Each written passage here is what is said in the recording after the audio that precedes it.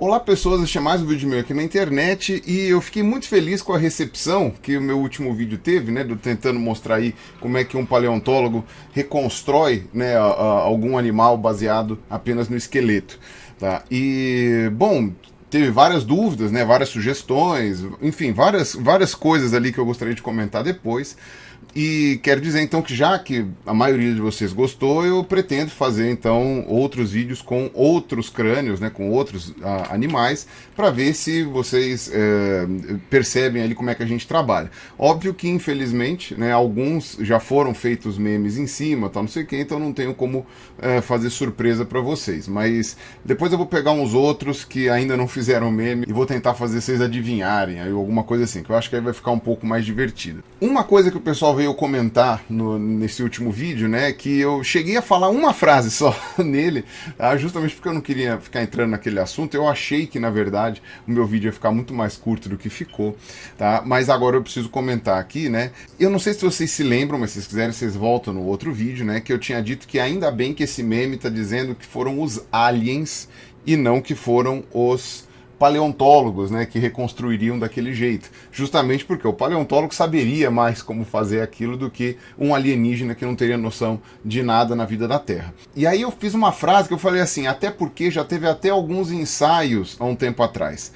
Esses ensaios aos quais eu me referia foram compilados num livro chamado All Yesterdays, tá, que é de 2012, que é justamente sobre como seria a reconstrução de um animal baseado apenas no esqueleto, sem informações ou sem conhecimento da anatomia geral dos bichos no planeta Terra. Esse livro foi escrito pelo Darren Naish, que é um pesquisador, né, é um paleontólogo bastante conhecido, bastante polêmico inclusive, né, é que ele é bastante engajado em divulgação científica, essas coisas todas. O John Conway e o Cevdet Kosemen, tá? Que é turco. Os dois são artistas, tá? No caso, um é paleoartista mesmo, né? O Conwell, ele é paleoartista mesmo. O Kosemen é um artista que explora outras áreas, né? Não necessariamente a paleoarte.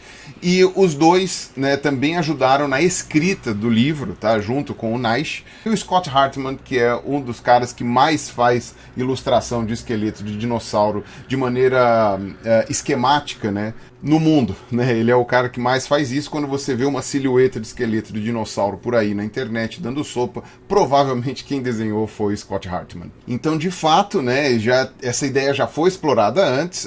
O próprio Naish chegou a comentar no Twitter sobre esse meme aí que surgiu do crânio de hipopótamo, e o pessoal que é paleontólogo ficou até um pouco puto com esse meme, porque disse que ele alimenta essa ideia de que o paleontólogo inventa coisas, ou enfim, que ele simplesmente se baseia em nada, ou tira da própria cabeça, sendo que, obviamente, como vocês viram, não é verdade, tá? Eu, particularmente, não fiquei puto com esse meme, eu achei só que era uma boa oportunidade aí para explicar as coisas para vocês, até porque eles tomaram o devido cuidado de colocar alienígenas e não paleontólogos, tá? Então eles não estavam falando mal ali da profissão, tá? E no caso, o Darren Naish, ele colocou um comentário dizendo que o livro parte do pressuposto de uma ausência de conhecimento sobre anatomia muscular e etc. Era só pôr a pele em cima do osso.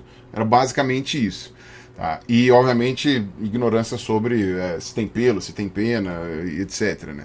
E, pois bem, e várias pessoas vieram com dúvidas em relação a esse meu vídeo do hipopótamo. Tá? E esse vídeo aqui, então, eu não vou abrir para outros crânios, eu vou só tirar as dúvidas que a galera teve com relação ao vídeo do hipopótamo. Tá? Primeiro, eu parti de um pressuposto, tá, no começo do vídeo, de uma pessoa, né, que estaria reconstruindo ali e que, não tendo ideia nenhuma do que é um hipopótamo, nunca viu um hipopótamo na vida, como que ela reconstruiria aquele crânio. Tá, no começo, tá, as primeiras características que eu falei, você não precisava saber a origem daquele crânio. Só sabendo que é um vertebrado e tendo noção de como funciona a mecânica do crânio de um vertebrado, você saberia colocar ali pelo menos algumas coisas básicas naquele crânio que já diferiam da montagem de brincadeira que o outro cara tinha feito. Que eu nem sei se ele realmente se baseou nesse livro All Yesterdays aí do Naish e colaboradores. Mas é possível, né, já que a ideia não era inédita. Então, o nível 1 é o nível com o mínimo de informação possível, tá? Só que o mínimo de informação possível, né, ainda é algum tipo de informação necessária, e essa informação ainda é como funciona, né, a biomecânica de um vertebrado, né, como é o básico de anatomia de um vertebrado. Nem que você compare com a sua anatomia. Tá? Se só existisse ser humano de vertebrado na Terra, ele já poderia, né, o indivíduo, né, humano que está fazendo esse estudo, já poderia, usando a própria anatomia, né, ou a anatomia de outro ser humano, para fazer a comparação com um hipopótamo e conseguir detectar ali as semelhanças e como que seria o crânio. Tá? Então, isso já seria o básico do básico. Eu tinha explicado no outro vídeo, mas algumas pessoas ficaram na dúvida, então eu achei que valia a pena aqui abrir um pouco mais sobre isso. Tá? E aí o que acontece? Eu fui aumentando o nível de informação para você ir chegando cada vez mais perto, porque é isso que o paleontólogo faz. Ele vai detectando essas coisas. Então, primeiro você não tinha a menor ideia de que grupo pertencia. Depois, você já sabe que é um mamífero.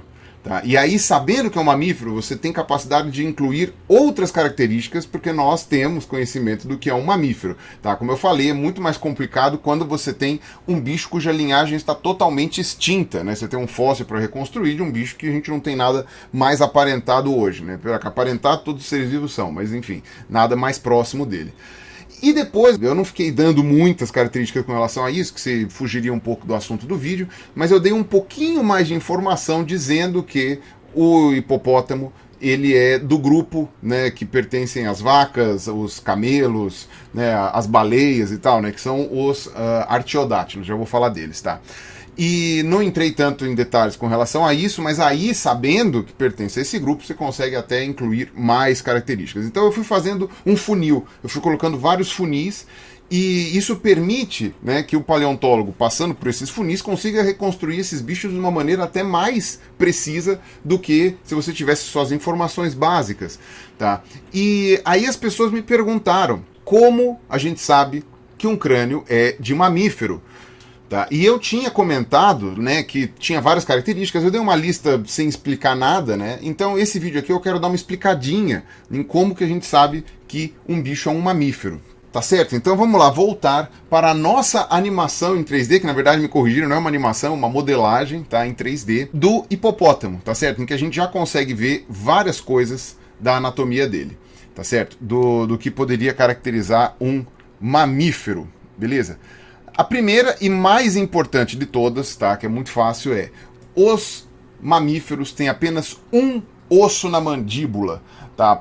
Todos os outros vertebrados que a gente conhece têm vários ossos formando a mandíbula. Geralmente mais de 5 ossos, ou 5 ossos, 4, enfim, né? Nunca um osso só. Agora, é claro que você tem uma tendência de redução aí ao longo da história da vida da quantidade de ossos da mandíbula dos vertebrados, tá? Então você pega um peixe, geralmente ele tem vários ossos na mandíbula, né? E quando você pega um vertebrado terrestre tem menos, tal, e o mamífero chegou no limite ali, ele tem só um osso formando a mandíbula, que é o osso dentário, é o osso que justamente é onde encaixam os dentes, né? Então você tem aqui, no hipopótamo, você consegue ver aqui que isso aqui tudo é um osso só. Tudo isso daqui é um osso só, que forma aqui a mandíbula, né? Que é o osso dentário. Então isso já, pelo menos dentre a fauna que a gente tem hoje, já mata que é um mamífero. Tá? Não tem nenhum outro grupo que tenha só um osso na mandíbula. A mandíbula tem outra característica muito importante, que é justamente aquilo que eu tinha falado outra vez, né? Um ponto de apoio duplo, né?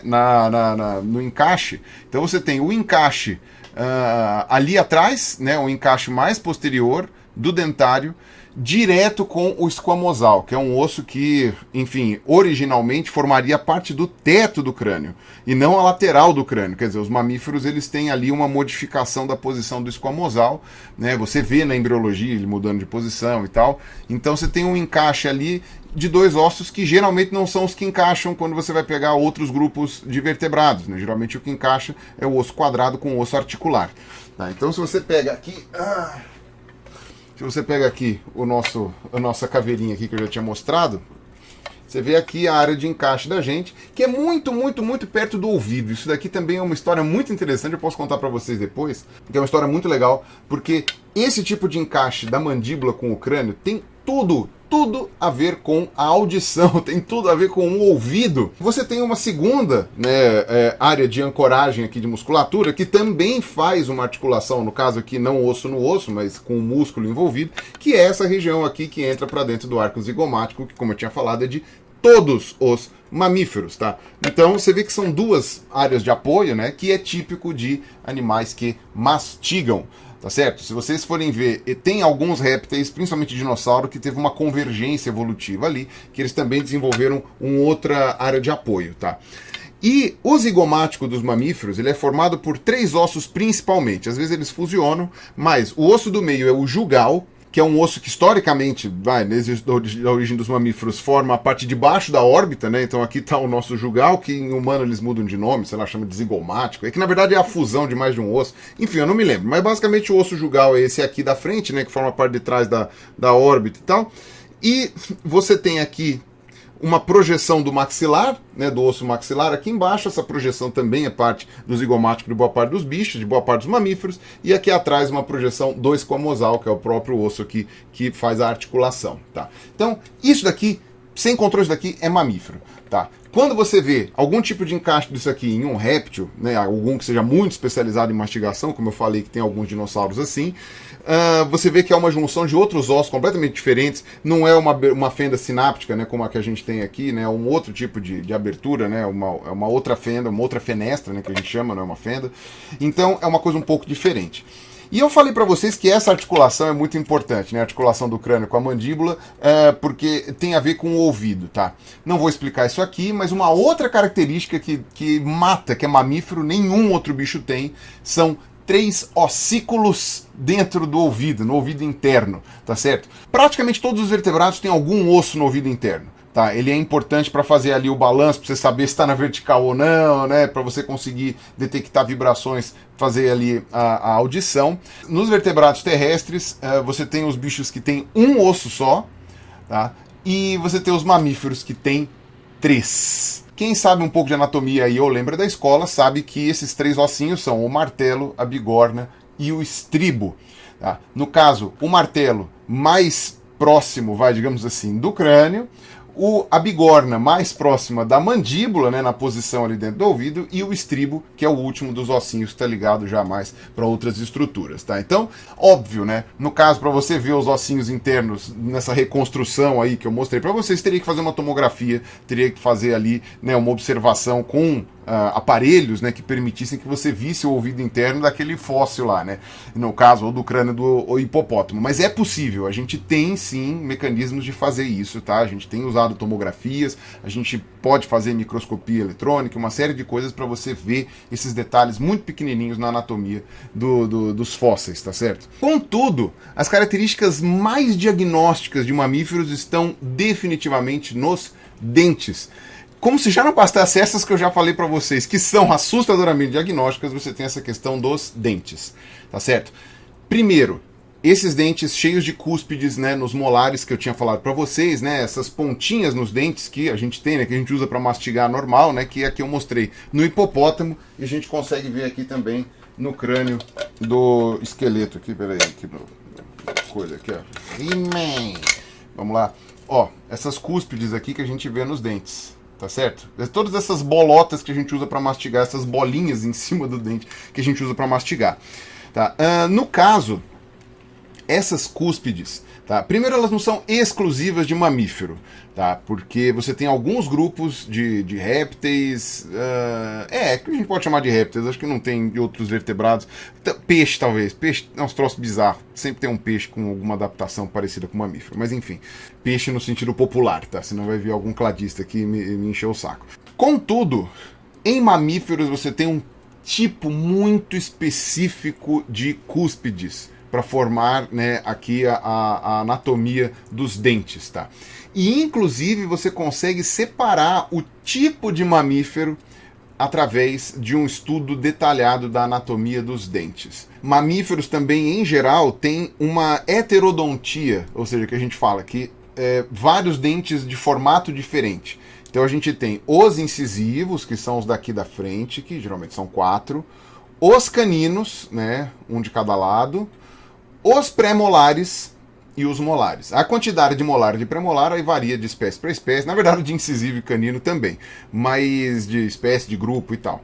Mas no geral, tá, essa heterodontia é típica de mamíferos. Tá? Mesmo que você pegue outros grupos com heterodontia, né, alguns répteis e tal, não vai ser do mesmo jeito que dos mamíferos, tá? Então você entrega, que é um mamífero, vendo o tipo de cúspide, o tipo de dentição e como é essa heterodontia, tá? Então isso daí não tem o que discutir, mamífero é muito característico dessas coisas. Terceira coisa com relação aos dentes. Todo vertebrado que possui dentes, né, geralmente arruma um jeito de substituir esses dentes ao longo da vida. Por quê? Porque se você precisa muito dos dentes para se alimentar ou qualquer outra coisa, né, para se defender, sei lá, quando eles caem e quebram, você está fadado à morte, né? Então, existem, né, mecanismos, né? Cada grupo desenvolveu a sua forma peculiar de substituição dos dentes para compensar essa quebra, essa perda e tal. Você tem vários tipos de inserção dos dentes dentro dos grupos, né? Então, você tem alguns grupos que o dente encaixa no alvéolo, né, num buraquinho.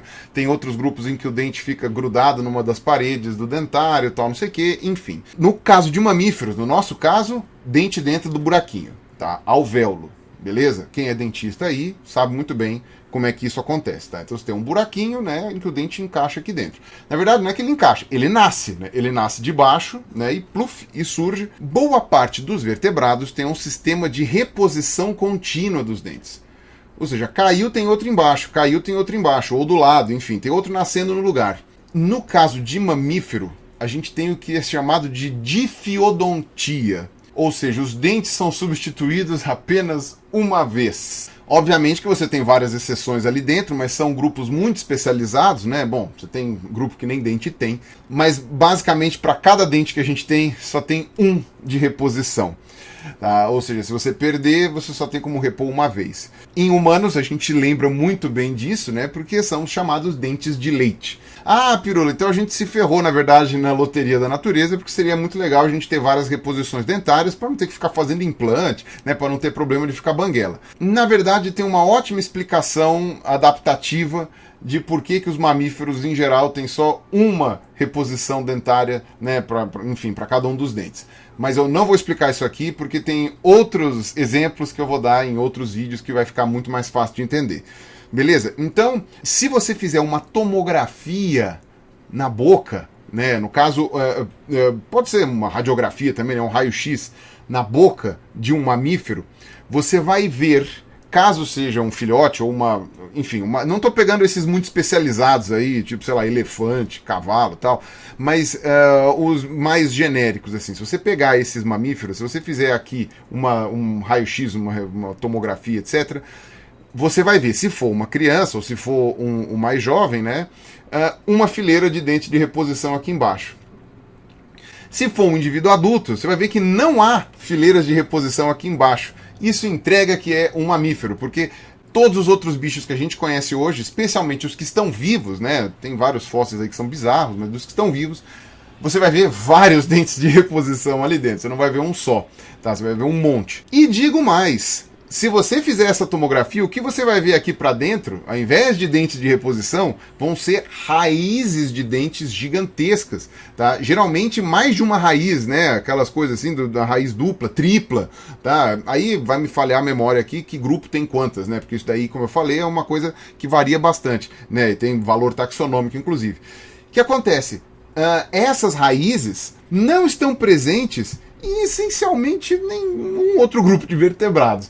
Tá, você consegue, obviamente que existe raiz dos dentes, né, de répteis, né, o anfíbio eu já não sei agora, mas enfim, existe raiz aí desses grupos, né, nos dentes desses grupos, mas ela não é uma raiz pontuda, você tem que ter um jeito de ancorar esse dente muito forte na boca, porque se ele cair não tem mais outro, tá? Então, claro, salvo esses grupos muito especializados que eu também vou tratar em outros vídeos. Continuando aqui para trás, céu da boca, tá? O céu da boca, no caso aqui tem a molinha, tá? O céu da boca é muito particular, tá? A gente tem, né, os mamíferos têm, nós também, o que é chamado de palato secundário. O que significa? A gente tem uma separação entre a cavidade nasal e a boca, tá? Não é tudo uma coisa só.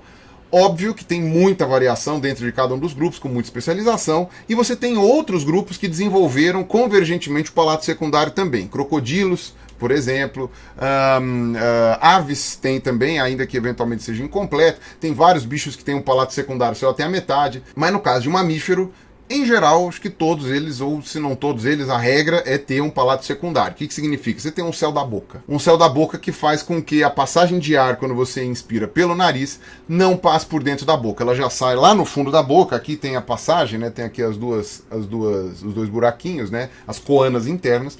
E nessa passagem já vai direto lá para laringe, traqueia e tudo mais, né? Pulmão, o ar, né? Então, esse palato secundário também é uma coisa que, assim, não dá para dizer que só mamífero tem, que já viram, eu acabei de falar, né, que tem outros que tem também, mas, novamente, mamíferos têm de um jeito peculiar. Outra coisa que é muito legal, mas muito legal, é o que tem dentro dessa cavidade nasal, porque já que você separa a cavidade nasal da boca, você consegue evoluir separadamente cada uma delas, né, para que cada uma delas se especialize. E o que acontece? Os mamíferos têm o que é chamado de ossos turbinados.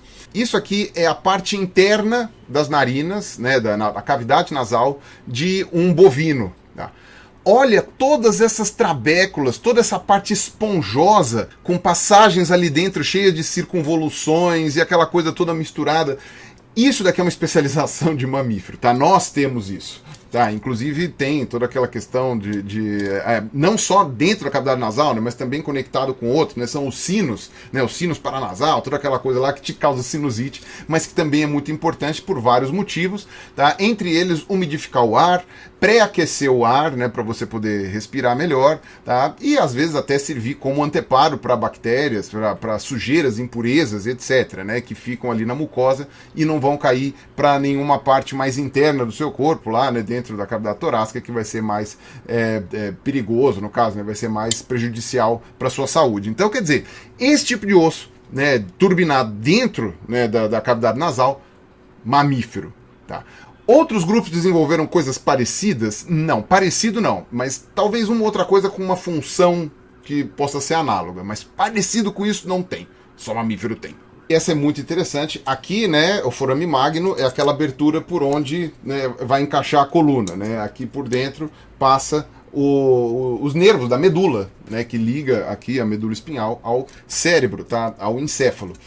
E você tem duas áreas de articulação aqui com as vértebras, tá? Que são chamados de côndilos occipitais. Mamíferos têm 2 côndilos, tá? Um de cada lado aqui. Se você já foi numa fisioterapia, né, se está com algum problema aqui na região do pescoço, tal, ou muita dor aqui atrás, você provavelmente já sentiu, se você tiver bastante sensibilidade, você já sentiu a diferença, às vezes, né, que existe quando você está com a cabeça pendendo mais para um côndilo do que para o outro, tá? Anfíbio tem isso também, tá? Mas répteis tem apenas um côndilo occipital que fica abaixo aqui do forame magno. Vai me fugir agora como é que encaixa a cabeça de peixe, tá? Peixe no sentido dos animais que são estudados pelos ictiólogos, tá certo? Para nenhum cladista me encher, que peixe é uma coisa muito, muito diferente, né? Não duvido que tenha 47 tipos de morfologia diferente, dependendo da família de peixe, mas em vertebrados terrestres, só anfíbios e mamíferos têm isso, tá? E, pelo que me lembra, é evolução convergente, porque o ancestral comum entre mamíferos e répteis tinha um côndilo só. Tá certo? Então, mamíferos desenvolveram isso, né, depois de um tempo, já sabe que é mamífero. Conseguiu, tem essa parte preservada no fóssil, ou enfim, no crânio que você está estudando, você vai olhar isso aqui, tem 2 côndilos, mamífero. Ou então, um sapo muito inteligente. Mas isso se você for olhar só isso daqui, né? A gente sabe, né? Tem outras, né? A compleição total, o tipo de osso, como que é, você sabe que não é anfíbio. E por último, não peguei mais nada do pós-crânio, né? Nada que vem para trás da cabeça, até porque aí seria mais um monte de explicações anatômicas que não vem ao caso. Mas existem tipos de movimento em mamíferos que são mais, característicos, tá? E isso acaba influenciando no formato das vértebras, na quantidade de costelas também, até onde elas vão. Então, por exemplo, mamíferos que a gente conhece hoje, os que tem hoje, eles possuem diafragma.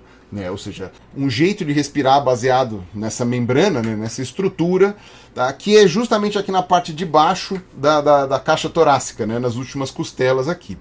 Isso faz com que as vértebras mais de baixo, que a gente chama de lombares, não tenham costelas. Então, alguns anatomistas colocam como característica de mamífero a ausência de costelas no final da coluna dorsal, né, formando ali as vértebras lombares. Eu não fui atrás para saber o quanto essa característica é válida, especialmente quando você inclui alguns grupos fósseis, tá? Esse tipo de coisa você consegue, isso reflete na anatomia, tá? Você consegue enxergar isso daí na anatomia.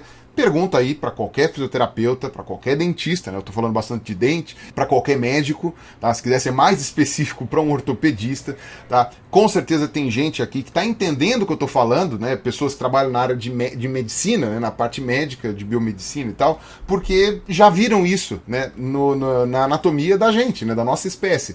E infelizmente, esses cursos acabam não fazendo, né, pelo menos algumas aulas de anatomia comparada, né, não precisava nem pegar uns bichos muito estranhos, né, pega, sei lá, uma vaca, um rato, uma galinha, né, só para mostrar um pouquinho como é que essa anatomia humana, ela não é uma coisa aleatória, né, você tem isso daí presente em vários outros bichos, né, só o pessoal da veterinária, né, que tem ali alguma coisa de anatomia comparada, né, e certamente também tem veterinário assistindo aqui. Beleza, então essas são as características de mamífero que eu acabei separando, e ainda falei que tinham características que ajudavam a identificar que o hipopótamo, né, que aquele crânio lá que era do hipopótamo, pertencia ao mesmo grupo que as vacas, as cabras, os camelos, os porcos e as baleias, né, baleias, golfinhos e tal.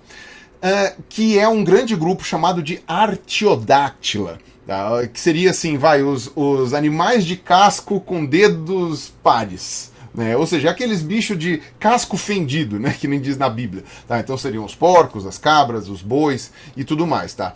E as características que estão envolvidas na definição de Artiodactyla estão basicamente no pé e na mão, né? na ponta dos membros, justamente por causa dessa adaptação aí para locomoção, e também os dentes. Tá? Então, Artiodactyla tem um tipo de dente, tipos de cúspide, tipos de conformação ali, de raiz, de esmalte e tudo mais nos dentes, que outros grupos não têm. Tá? Então, no caso, um artiodátilo, ele pode ser identificado quando você tem os dentes preservados, que eu também não vou ficar explicando aqui porque eu não sei, eu não sou especialista em mamífero, eu não sei as diferenças, ali se é bunodonte, se é não sei o quê. Mas você sabe, né, quando você tem o dente, que é um artiodátilo. Aí baleia e golfinho tem uma especialização muito grande também, mas, como eu falei, você tem a gradação toda no registro fóssil. Agora, você pode ter um fóssil que não tem os dentes. E aí, como é que você faz? Bom, se você tiver outras partes do corpo que você consiga associar aos grupos de artiodátilo que existem hoje, você já pode colocar esse bicho dentro desses grupos. E aí a reconstrução que você for fazer, colocando músculo e pele, você já tem no que se basear. De novo, se for um bicho que pertence a um ramo que hoje é completamente fóssil, aí a gente tem que ter ali algumas licenças poéticas, provavelmente. Agora, se você acha um fóssil de vaca, ou de bovino no caso, né, um fóssil de bovino, bovídeo, você não precisa dos dentes, né, se você tiver outras partes características para saber que aquilo lá é um bovídeo, para saber que é um cervídeo, para saber que é um camelo. Ah, isso daí a gente tem vários no registro fóssil, a gente sabe direitinho o que é o que, mesmo que você não ache os dentes. Tá? Então, se você encontra um crânio de hipopótamo, ou de um bicho, né, um hipopotamídeo, que não tem os dentes, só com o resto do crânio, você já sabe que aquilo ali é parente do hipopótamo. Por quê? Porque você tem um hipopótamo vivo hoje para comparar. Tá, então você tem ali maneiras de ir chegando cada vez mais perto ali, né, de ficar cada vez mais afunilado o tipo de bicho que é, para você conseguir chegar na conclusão. E aí, sabendo direito o que é, você reconstrói. Se você acha um fóssil de um bicho que claramente é do grupo dos hipopótamos, você não tem muito por que reconstruir ele muito diferente do que um hipopótamo atual. Tá? Pode variar a questão dos pelos, né? Ah, vive num lugar mais frio, então tem mais pelo, num lugar mais quente tem menos pelo, tal, sei lá, enfim. E bom, é isso aí, era isso que eu queria comentar com vocês, tá? Não quero tomar mais muito tempo de vocês falando do mesmo assunto, tá? Esperem os outros vídeos em que eu vou pegar outros crânios e aí cada um deles eu vou ficar explicando coisas novas, tá? E não vou ficar repetindo coisas velhas. Então aí vocês vão ter aí uma playlist que vocês vão ter que acompanhar do começo ao fim para ir pegando, né, as novas características, porque senão todos os vídeos vídeos vão ter aí 1h30, essas coisas todas, e a minha ideia não é fazer uma coisa tão longa, tão cansativa. Tá? Primeiro ficou um pouco mais comprido, justamente porque eu tinha que explicar muita coisa a mais. Bom, é isso aí, valeu para quem assistiu até aqui, tá bom? Um abraço, até a próxima e falou!